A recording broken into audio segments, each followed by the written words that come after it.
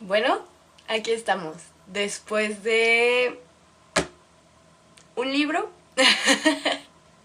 ahora nos encontramos con varios, porque pues ya saben, toda la situación. Ahora, ¿por dónde empezar? Pues donde nos quedamos. En el último video acerca de algún libro, hablé sobre Historia de dos ciudades de Charles Dickens y mencioné que el siguiente libro que iba a formar parte de ese libro al mes que estoy leyendo era Cumbres Borrascosas. Ya lo completé. Después de Cumbres Borrascosas decidí leer el famoso o la famosa Naranja Mecánica. De ahí leí dos que estaban en uno de Albert Camus, que fue El extranjero y El estado de sitio. Y de ahí leí Damas del crimen, que en realidad son 5 como mini cuentos o cuentos cortos o novelas cortas o como lo quieran llamar, pero pues en realidad son muy cortas, entonces evidentemente es un libro. Y actualmente estoy leyendo algo un poco más divertido. Voy por ese. He vuelto. Tal vez ustedes dirán, Ileana, eso no es un libro, es trampa. Bueno, tenía ganas de leerlo y ya está. Lo estoy leyendo y para mí sí cuenta. Y es la leyenda de Zelda, A Link to the Past. Estoy justo a la mitad. Entonces, empecemos. Si nos vamos por meses, sería febrero, Cumbres Borrascosas y... Perdón que estoy volteando para acá, pero acá tengo mis apuntes acerca de cada libro. Pues, empecemos por Charlotte Bronte. Charlotte, no sé si así se pronuncia su apellido sinceramente, o si solo es Bronte, pero bueno. Ella nace en 1818 y esta se vuelve una de las obras más importantes de la literatura de la época victoriana. La realidad es que cuando sale esta novela en su época no recibe tanta atención, es hasta después que empieza a llamar la atención esta obra en específico. La vida de Charlotte estuvo rodeada de amas de casa, entonces nos podemos dar cuenta en este libro el cómo ella se relacionaba con ellas y la confianza que les tenía a esas personas que cuidaron de ella toda su vida. Empezando porque el personaje que nos narra casi toda la historia, porque toda la historia es... Yo lo describo como si fuera un chismecito, porque tenemos a la señora Dean que le cuenta al señor Lockwood todo lo que pasó con la propiedad, con la familia originaria de toda la tierra, de las casas, de todo, a cómo llegamos al día de hoy que el señor Lockwood nos está describiendo la situación actual. La verdad es que es muy ameno de leer. Se lee rápido, se disfruta mucho porque la señora Dean tiene una manera muy particular de contar las cosas, entonces sí sientes que estás en un chismecito porque de repente se introducen personajes, de repente como que se van y dice, ay no, espera, ¿recuerdas tal? Y el señor Lockwood, que está en todo el libro de igual manera, pero nos regresa a este presente de meternos más ese gusanito de en realidad cómo es que tanto llegó a estar prácticamente inexistente, o estar tan descuidado, o tener una mansión que estaba preciosa a casi ruinas. Bueno, no una mansión, pero vaya, una casa de campo bastante linda, bastante bien acomodada a prácticamente nada. Entonces, esa dualidad entre el pasado y el presente que nos presenta la señora Dean y el señor Lockwood, la verdad es que es una mezcla muy que de verdad sí te tiene esa sensación de que te están contando algo impactante. Y la verdad es que sí, la historia que se desenvuelve entre los personajes principales, al final sí es un poco impactante para leerlo ahora, porque evidentemente eran cosas que pasaban en 1700, 1800, que es cuando está ambientada esta novela, y que pues eran vistas normales y que pues ahora no tanto. Los personajes con los que más te apegas, creo que es la palabra, durante toda la lectura, al final terminan bien y deciden reparar como los daños que ocasionaron sus antepasados por tanta riña innecesaria. Entonces, es un final que te llena el corazón, es un final que te deja en paz. Pues es eso, un final feliz para una historia de verdad muy tormentosa y una historia donde pasas por muchos altibajos de enojo, de desesperación, de... En verdad llegas a detestar a uno de los personajes, que es el hijo adoptivo, y que evidentemente se vuelve como la cabeza de todo y es que lleva todo a la destrucción. Pero con él es la mayor montaña rusa, junto con su hermana adoptiva, que son los personajes principales, y de ahí pues su descendencia, que toma el papel una vez que todo se va desenvolviendo ya un poco más apegado al presente del señor Lockwood. Entonces, la verdad es que me gustó, lo encuentro muy disfrutable. Fue un libro que recomendé muchísimo mientras lo leía, porque la verdad es que es un libro muy lindo, un libro muy de buena lectura, muy, no sé, se digiere muy fácilmente y se disfruta mucho su lectura. La verdad es que sí me agradó. La verdad creo que fue increíble que siguiera de historia de dos ciudades, porque mantuve este mismo ambiente tanto de la época como... no el estilo de escritura, pero los dos fueron extremadamente fáciles de seguir y que conforme lo vas leyendo, la verdad, no hay manera de que no te pierdas en ellos. Es fantástico la manera en cómo están escritos los dos. Tanto Cumbres Borrascosas como Historia de dos ciudades, que ya discutimos. Luego llegamos a marzo con La Naranja Mecánica. Novela del siglo XX, inspirada en un suceso que vivió el mismo autor.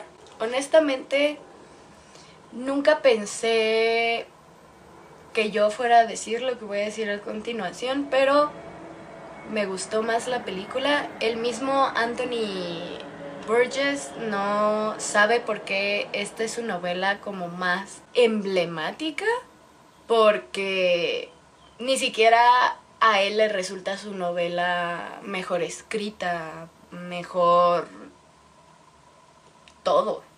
Él considera que tiene mejores obras y aún así La Naranja Mecánica se llevó la corona por alguna extraña razón para él, y sobre todo sabiendo que la versión que llegó a Estados Unidos no llegó con todos los capítulos que debían de llegar. Esta edición sí sí tiene ese último capítulo, donde, vaya, creo que este va a ser más fácil hablarlo pensando en la película que en el libro. Este último capítulo no se ve reflejado en la película porque la película está inspirada en la edición, las primeras ediciones que llegaron a Estados Unidos, que no contienen el último capítulo. El último capítulo básicamente es la redención del personaje principal de Alex, el drugo principal, que, vaya, si han visto la película saben que Alex es un chico de 15 años adicto a la violencia. Si no han visto la película, que es completamente comprensible porque es una película basada en una novela extremadamente violenta y extremadamente explícita, pues es completamente comprensible, la verdad. Entonces, para los que no tengan idea de qué es la naranja mecánica, Alex es un chico de 15 años que vive como en este mundo un poco futurístico, quiero decir. No estoy segura bien en qué año está como basado, pero no es el siglo XX.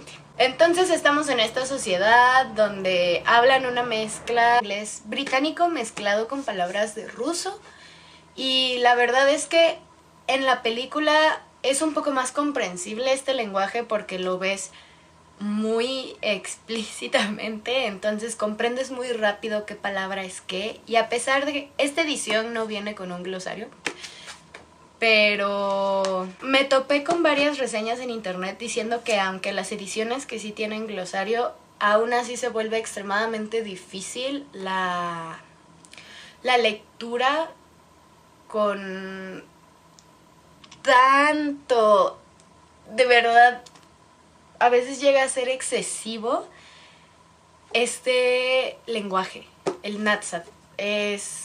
Hay ocasiones en las que lees oraciones que de verdad son completos inventos, y yo tenía la referencia de la película, pero luego leía oraciones que entendía 5 palabras y era como, ok, tengo la imagen general, creo que puedo seguir. Un poco esa fue la sensación a través de toda la novela. La verdad es que para la mitad al final ya todo fue mucho más fácil. También voy a admitir que la manera en la que está escrita La Naranja Mecánica, la verdad es que te hace desear lo mejor para Alex. Sí te ponen este dilema de si fue inhumano, si fue ético, si no lo fue, todo el procedimiento que él vivió, que lo deshumanizó al quitarle el derecho de tomar la decisión entre el bien y el mal y estar condicionado. Y la verdad es que esperas que las cosas le salgan bien a Alex. Lo esperas conforme va pasando el libro. No llegas a odiar a Alex a pesar de que es un adolescente ultra violento. Y yo no me encontré juzgándolo tampoco. Entonces, la verdad es que el libro está escrito en primera persona. Alex es el que nos está contando su historia a partir de estos ojos de adolescente adicto a la violencia. Entonces,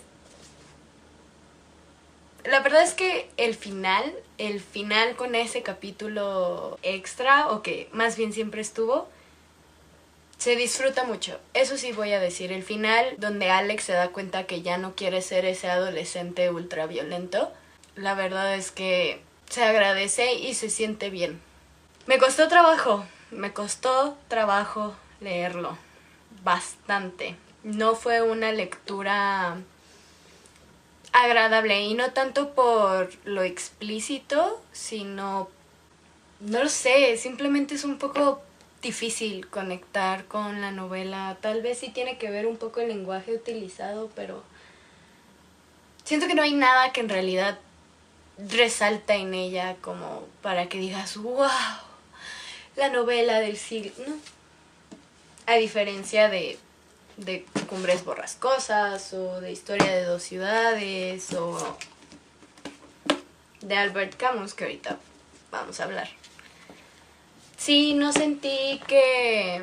Al leerlo sí me cuestioné mucho por qué es esta cosa tan hit, la naranja mecánica, pero bueno. Continuemos. Abril y mayo. Puedo decir de abril y mayo. Voy a hablar de abril y mayo juntos porque están en un mismo libro, pero sí son dos libros distintos. Ay, vaya. Con Albert Camus seguimos con esta tendencia del siglo XX, pero definitivamente distintos siglos XX. Bueno, no en realidad. No hay tanta diferencia, pero lo que sí voy a decir es que Albert Camus, al querer cuestionar tantas cosas de la sociedad, sí nos entregó, al menos estos dos que leí, que son muy distintos entre sí, sí nos entrega una visión distinta a la de Anthony Burgess. Y la verdad es que me enamoré. Si yo pensé que Historia de dos ciudades o Cumbres Borrascosas fueron mi hit de este año, Albert Camus llegó y dijo, no es verdad, ellos no son tu amor, yo soy tu amor. Y efectivamente, Albert Camus tiene una manera de escribir tan suavecita. es tan llevadero, wow, El extranjero definitivamente ahora es uno de mis grandes wows que he leído a través de mi vida. No puedo creer que no haya leído este clásico antes. Wow, me encantó. No tengo palabras. El extranjero va de un señor que mata a un extranjero. Pues lo condenan a que se va a morir, pero por la inyección. No recuerdo cuál es el nombre de esa sentencia, pero lo sentencian a muerte, básicamente. Y lo vemos como pasar por toda esta reflexión. Primero nos lo describen, lo vemos, lo comprendemos y nos damos cuenta que es una persona, no quiero decir sin opinión, pero una persona que en realidad no le puede importar menos el mundo.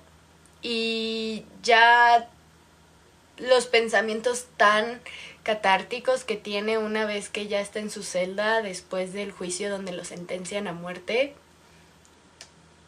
Joya, la verdad es que la manera en como Albert, mi amigo Beto, te lleva de la mano a conocer este pensamiento, el cómo hay una mujer que a pesar de todo muere por él y a él no le importa aquella mujer, sus amigos no amigos, es wow. Es un personaje que no se siente complejo, pero a la vez tiene una complejidad impresionante. Creo que me gustan mucho este tipo de libros que tienen que ver con esta cuestión del hecho de muerte, como Goethe, o bueno, como uno de los libros de Goethe, o ahorita traigo mucho en la mente La muerte de Ivan Illich. No lo he leído, pero también es de una persona que está en su lecho de muerte.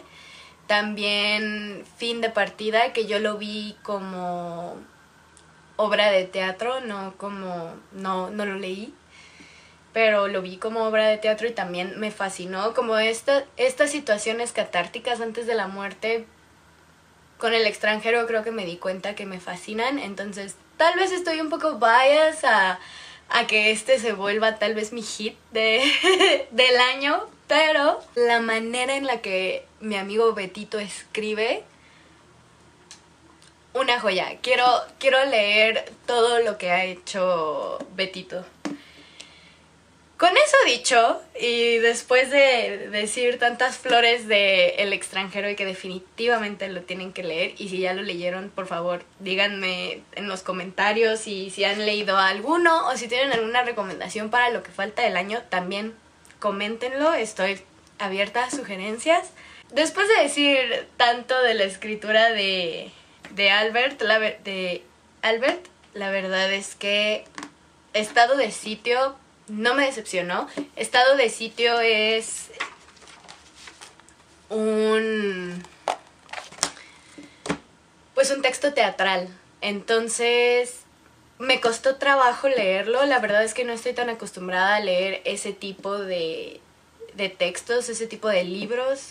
La manera en cómo se entregan me parece un poco complejo. Leí El Pelícano en la universidad y no recuerdo si estaba escrito de la manera en que está escrito Estado de Sitio o no, pero Estado de Sitio no busca ser una reinterpretación de La Peste, pero sí te presenta a estos personajes en esta ciudad mítica de España. Entonces sí te muestra como esta situación social en la que no solo nos encontramos actualmente, sino que también se genera a partir de situaciones de pánico en el mundo. Entonces, me pareció muy curioso leerlo justo como 5 años después de la pandemia y yo volví como a la normalidad en el 2022. Entonces llevo como 3 años de haber regresado completamente a todo como lo conocía, se puede decir. Entonces me pareció muy curioso porque sentí que estamos viviendo un poco este momento, también con toda esta nueva faceta de digitalización de todo y que ya te exponen a muchas situaciones a las que no estabas acostumbrada, aunque sea más sencillo. No lo sé, raro, toda esta faceta de digitalización, inclusive en procesos gubernamentales y personales, y toda esta situación y también esta pelea de regresar a lo físico que hay también por ahí. Y está curioso. No voy a decir que fue mi hit, porque me cuesta trabajo leer este tipo de textos, pero definitivamente fue agradable y definitivamente la manera en que Albert escribe es increíble. Me encanta. No tengo nada que decir al respecto. Es solo wow. Y después de todo eso, vamos con junio, que fue justo el mes pasado y fue Damas del Crimen. Damas del Crimen es un libro que junta a las 5 escritoras más emblemáticas de justo el género del crimen y de policíaco y de investigación y de todo esto, como para que tengas una pequeña probadita y puedas ver de lo que ellas hablan y el tipo de novelas que les gusta escribir y entregar.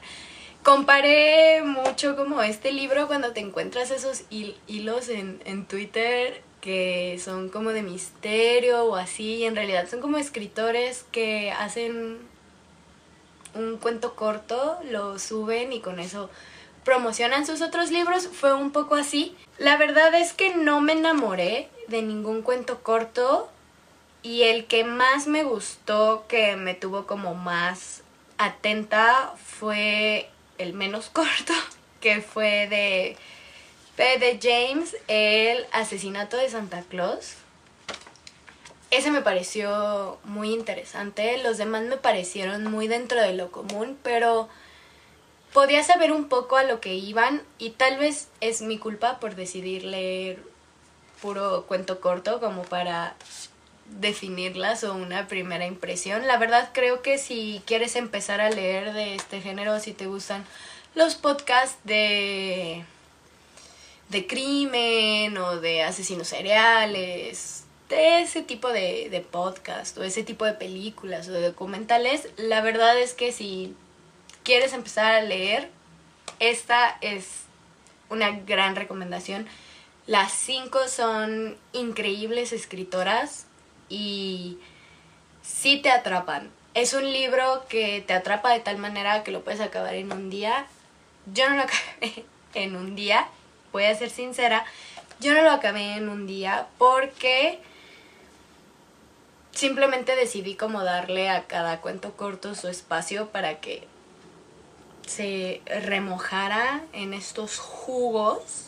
Entonces, pero fácilmente te puedes sentar y de tanto que te interesa querer seguir conociendo y sabiendo de historias de crímenes, fácilmente lo puedes leer en un día. Y está súper ameno. Fue una lectura muy amena, la verdad. A pesar de que es de crimen, fue muy amena. Lo recomiendo, 100% lo recomiendo. Llegamos al mes en el que nos encontramos, julio. Yo sé, Ileana, un cómic o un manga, un lo que sea, no cuenta como libro. Para mí sí cuenta, porque es otra manera de recibir información y es otra manera de entrar a mundos fantásticos. Así como leí